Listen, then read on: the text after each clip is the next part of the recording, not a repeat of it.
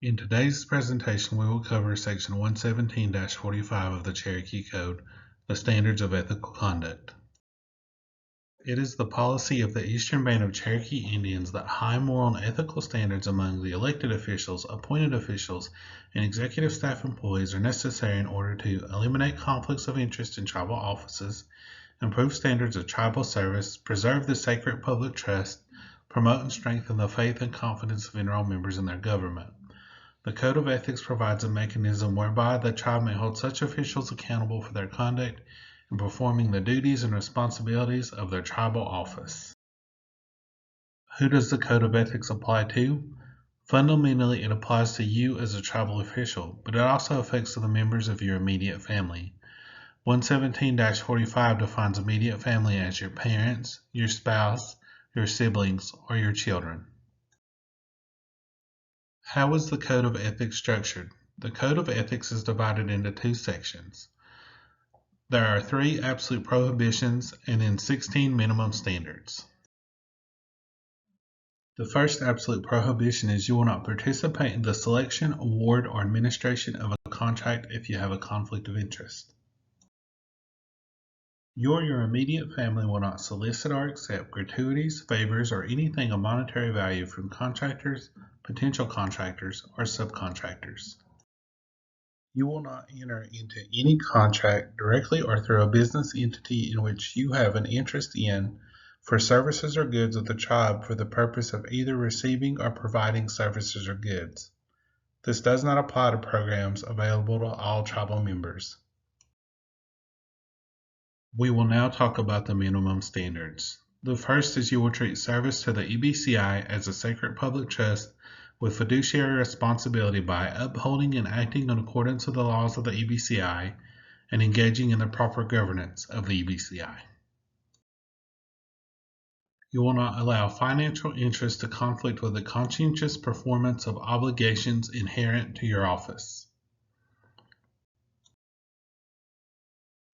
You will protect, conserve, and ensure the appropriate use of tribal resources.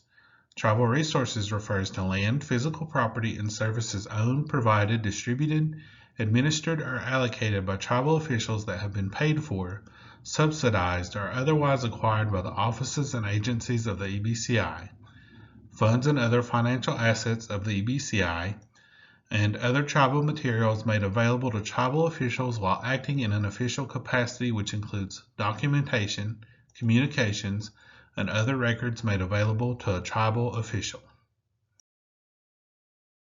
You will provide every enrolled member a time to be heard on a tribal issue that falls under the scope of your duties. You will not use the prestige of the office to advance personal interests of others or yourself. You will disclose instances of fraud, waste, abuse, corruption, or violations of the Code of Ethics. You will respect and honor the customs and traditions of the EBCI. You will abide by the laws and disclose any charges and/or convictions. You will report any gift, donation, or contribution received or provided in accordance with the ethics rules of procedure. You will not threaten, intimidate, or discipline any person as reprisal for any legitimate action. You will not offer, solicit, or accept, directly or indirectly, anything of value if the gift could reasonably be expected to influence or be a reward for action or inaction. You will not withhold materials or information discussed in closed session unless they are deemed private in accordance with Chapter 132 of the Cherokee Code. You will not take any official action or participate in a decision if it will have a direct and predictable effect on your financial interest, personal interest, or present you with a conflict of interest. You may participate in activities that do not detract from the dignity of the office or interfere with the performance of official duties. You will maintain or enhance the honesty and integrity of your respective office. You will protect and enhance the environmental and cultural resources of the EBCI. Tribal officials may request a limited waiver from any provision of the standards of ethical conduct if extenuating circumstances exist. For this request to be considered, it must be in written form, signed, and include the following details: name and appointed position, specific section to be waived, reason and justification for the waiver, disclosure of personal or financial benefit, any potential conflicts of interest, and any supporting documentation. Limited waivers will only be granted when a tribal official demonstrates sufficient justification that the waiver's impact is in the best interest of the tribe. This waiver request may not be used as a defense against an ethics complaint. Tribal officials will be notified in writing regarding the decision. If a waiver is granted, any conditions, limitations, or safeguards will be outlined. We will now talk about the reporting requirements for tribal officials. The 4 reporting requirements that we will cover is attestation and disclosure statements, the reporting of fraud, waste, corruption, or ethics violations, the reporting of charges or convictions, and then the reporting of gifts, donations, or contributions.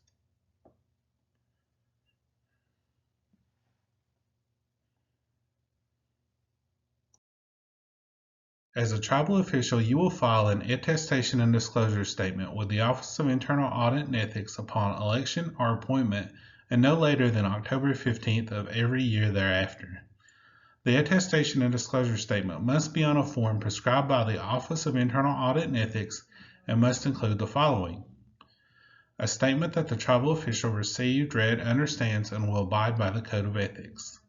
A list of the tribal official's immediate family as defined in Cherokee Code 117-45-1A5.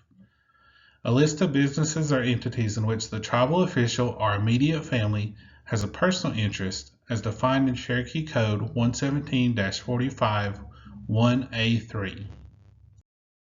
As a tribal official, you are required to report fraud, waste, corruption, or ethics violations. You may do so by calling the EBCI hotline, by visiting the Office of Internal Audit and Ethics website, or by coming by our office in person. Fraud, waste, or corruption allegations can be reported anonymously. Ethics violations must be reported in writing and signed, therefore they cannot be anonymous. As a tribal official, you are required to notify the Office of Internal Audit and Ethics of any misdemeanor or felony charges or convictions within 24 hours. You may make this initial report by calling 359-7072 or 359-7074. If it is after business hours, you may leave a voice message with information if necessary. Then, within 5 business days, you have to submit the relevant documentation outlining the details of your charge or conviction. Once you have a final disposition of the charge or conviction, you then have 5 business days to submit that documentation. Gifts, donations, or contributions are reported quarterly to the Office of Internal Audit and Ethics. The first quarter reports for October through December are due January 15th.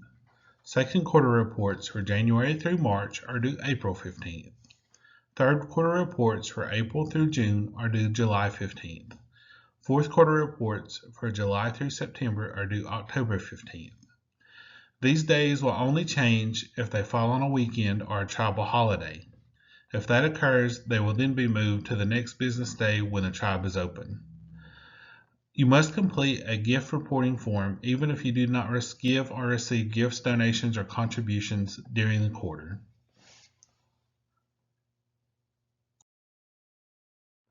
If you do not file a report as required, the following will be imposed. First failure to report, written reprimand. Second failure to report, $50 fine. Third failure to report, $100 fine. Ongoing failure to report will be considered as an ethical violation. If you feel an imposed penalty was unfair or unjust, you may request a review of the matter by the Audit and Ethics Committee or the Ethics Review Subcommittee.